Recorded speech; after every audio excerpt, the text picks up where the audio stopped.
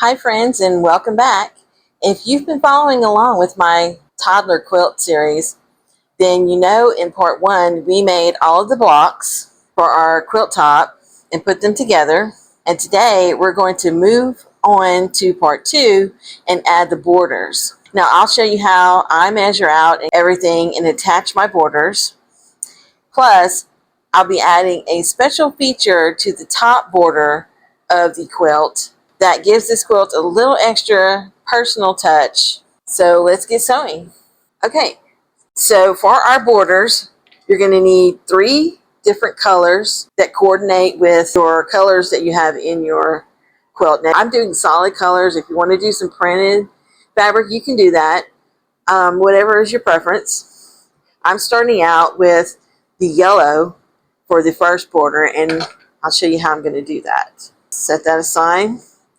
Now, for the first border, I want to attach the yellow. It's only going to be 1 1/4 inch finished. So we're going to be cutting it at 1 3/4 of an inch into strips. And I'm using just 1 fat quarter, and I'm going to take it and put the shorter ends together. So like your 18 will go together. I'm folding it over to cut it, and then so our strips are going to be 22 inches long, or 21, depending on the size of your fat quarter. So it will be 1 3/4 by 21 or 22 inches long. And then we're going to sew the strips together to go around the quilt.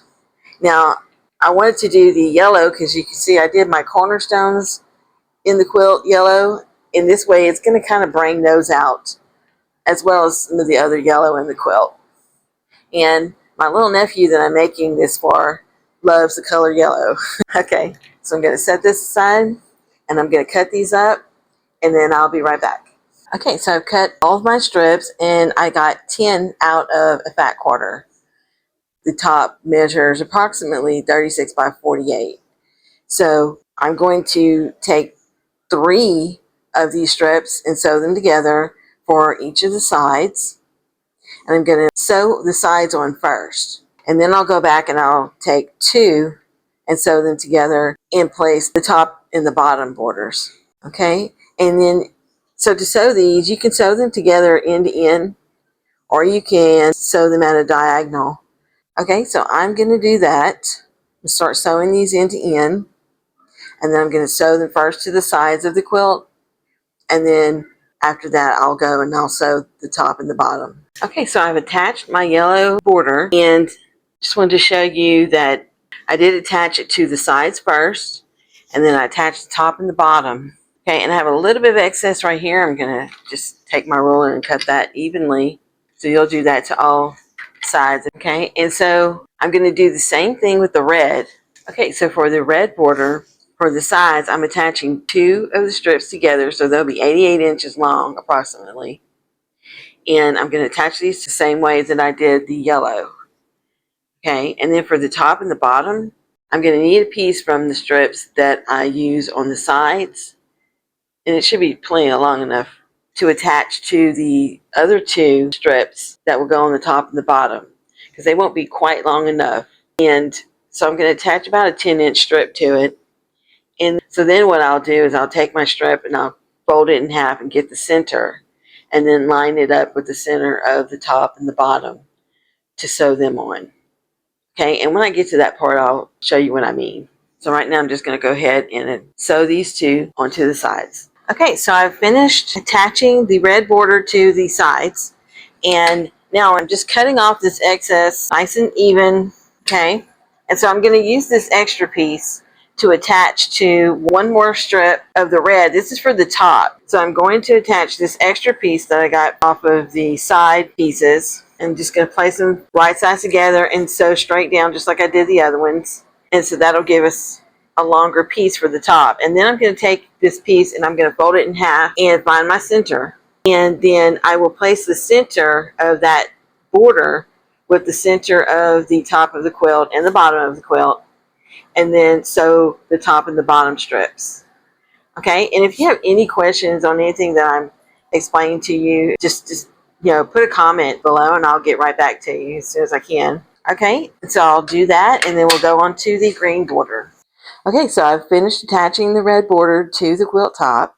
And so here's a snapshot of the whole quilt with both of the borders. So now, I set this aside and we're going to start to work on the last border.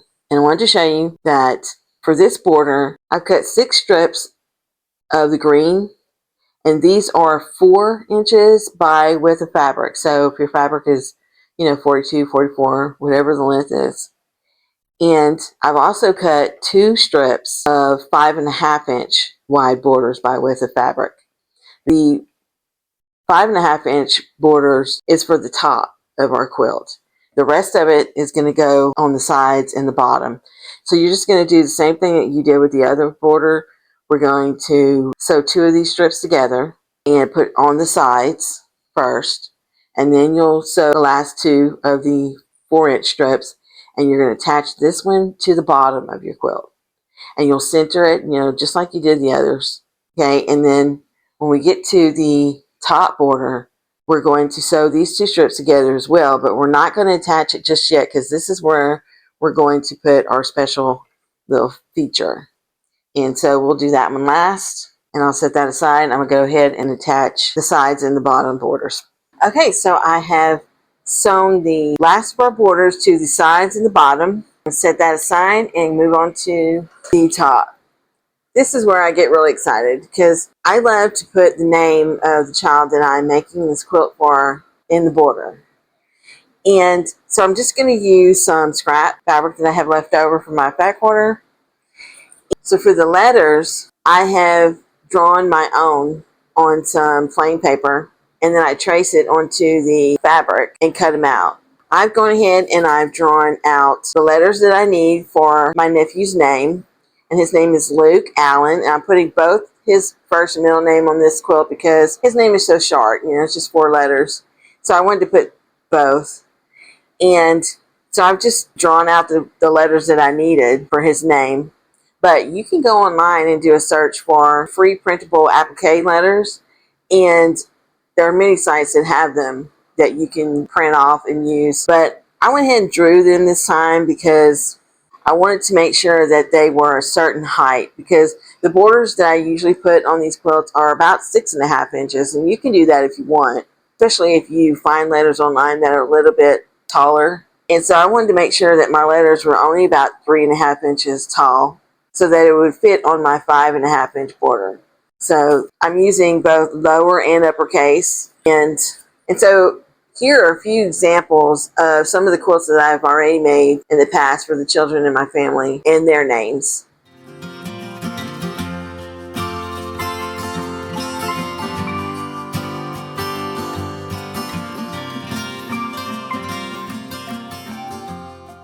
Okay, so first thing we're going to do, and I'm doing this a little bit differently than most people. When you applique a name, you can use the heat and bond light to adhere your letters to your border if you want. But I'm going to just glue them.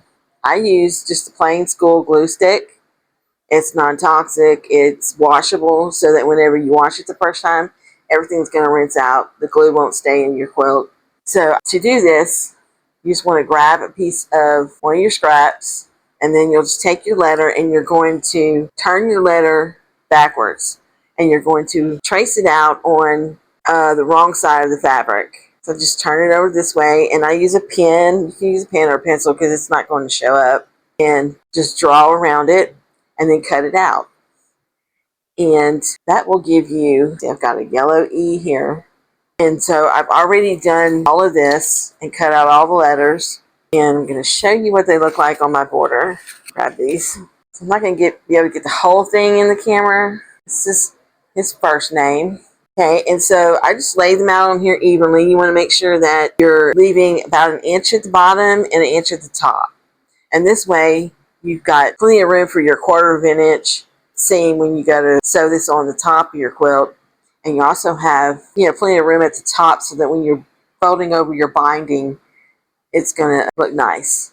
Okay, and so I want to center the 2 names. So the center of the quilt will be where you sew the 2 border pieces together if you're cutting them 5.5 by with the fabric. So I know that the seam is my center. And so I've gone ahead and started to line these up. And so I just take my ruler in order to center them. I'm just using my ruler to see how far away from the center. I'm going about 2 inches away from the center. And then the name itself is going to be about 11 inches. So I've got all that into the about 11-inch span and 2 inches away from the center. So I'm doing the same thing with his middle name. Oops, I'll show you that here. And I've done the same thing here, like 2 inches away from the center line. And then the whole name itself about 11 inches or so, because Alan has 5 letters in it. And you can also lay your ruler about 1 inch from the bottom, and that way it also helps to make sure you have all the letters evenly across. Okay? And so to adhere this, I just take my glue stick and I'm going to just gently lift this up, put a dab, swipe it there, and then push it back down, and that way I can go and lift the rest of it up and it won't move on me. And I'll do that to all these letters, and then I'm going to take it to the sewing machine and sew a decorative stitch around it. And I'm going to use the blanket stitch.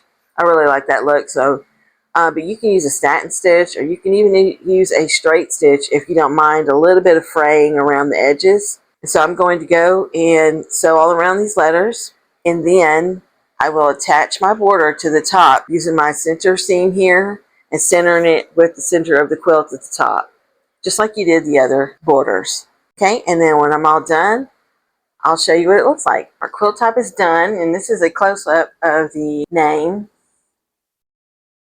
And we are one step closer to being finished. So in the next video, part 3, we will be making the quilt backing and getting ready for quilting our quilt top. So be sure to subscribe and follow along with the series. You'll find the link to this playlist in the description below, and that's where I'll be putting all the videos in each step. Okay, and so if you enjoyed this tutorial, give it a thumbs up and leave a comment below. So thanks for watching, and I'll see you in the next one.